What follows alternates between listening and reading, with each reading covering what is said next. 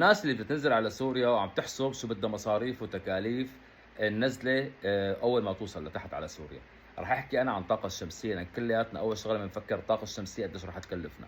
طبعا كلياتنا بالغربة شفنا فيديوهات إنه الطاقة الشمسية بتطلع فيديو قدامك بتكلفك $1200 بتشغل لك البيت كلياته، مع طاقة شمسية مع بطارية ليثيوم مع انفلتر. بتلاقي فيديوهات تانية عرض الطاقة الشمسية ب $800، الطاقة الشمسية ما بعرف بقديش، أسعار مختلفة. طبعا هذا الشيء كلياته كذب وصح، ركز معي، ها كذب وصح، لأن هي ما بتكلف بس هذا المبلغ. أنا راح أحكي لكم عن حالي شو صار معي بالضبط. أنا رحت على كذا مكان بدي أركب طاقة شمسية لبيتي، 4 ألواح، اللوح 720 واط مع بطارية ليثيوم مع انفلتر. محل قال لي 2000، محل قال لي 1900. طبعا رح اشرح لكم شو يعني 1900 وشو يعني 2000. انا شو عملت؟ انا رحت اشتريت من عند شخص بطاريه ليثيوم وانفلتر، والواح ما كان عنده، هدول لحالهم اشتريتهم. ورحت اشتريت الواح من عند شخص ثاني، انا اشتريتهم بايدي، ما حدا اشترى لي اياهم يعني. اشتريتهم كلفوني $1150، $1175 هدول العده كلياتها. طيب خلصنا هيك؟ لسه هدول ما ركبوا، بدهم يركبوا. رحت جبت حداد. هي بقى ما بقول لك اياها بالفيديوهات، ركز معي. الحداد بالكيلو بيحسب لك اياه، انا كلفتني حديد $200 بالضبط، حديد بس، المنصه تبعيتها، السلم تبعيتها.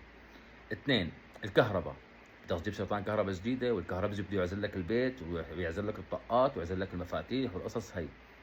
بين مع انه الكهرباء على فكره حسيتها كثير غاليه بسوريا، شرطان الكهرباء غاليه، ليش انا ما بعرف. الكهرباء كلفتني عد اغراض بس كهرباء مع التابلو مع كذا، كلفتني $200. ومصنعيه الزلمه اخذ اجار ايده لشغله، هو والشباب اللي اجوا اشتغلوا بالبيت اخذوا $100. يعني كلفتني كهرباء 300 وحديد 200. وطبعا بدي اجيب اليونات، اليونات بتكون لد، غير اليونات اللي كانت موجوده عندنا ايام زمان اللي هي الترنس اللي بيشتغل كلها بنعرفها طبعا.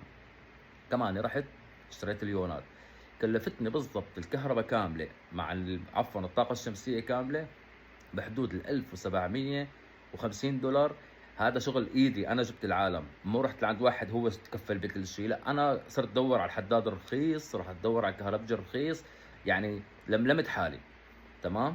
بقى اللي بتشوفه انت بالفيديو عامل حسابك مثل ما انا كنت عامل حسابي، قلت $1000 مركب فيها طاقه شمسيه وامورنا بتكون تمام، لا، ال1000 بتكلفك 2000. واذا اشتغلت انت مثل ما انا عملت راح توفر على حالك 200 $300 اقل شيء. تحياتي لكم، وان شاء الله تكونوا استفدتوا من الفيديو، لان في ناس اكلت كم مثل حكايتي، انا اكلت كم، يعني انا فكر طاقه كامله بتكلفني 1200 طلعت بتكلف 2000 مع الحديد والكهرباء ما محسوبين هذول.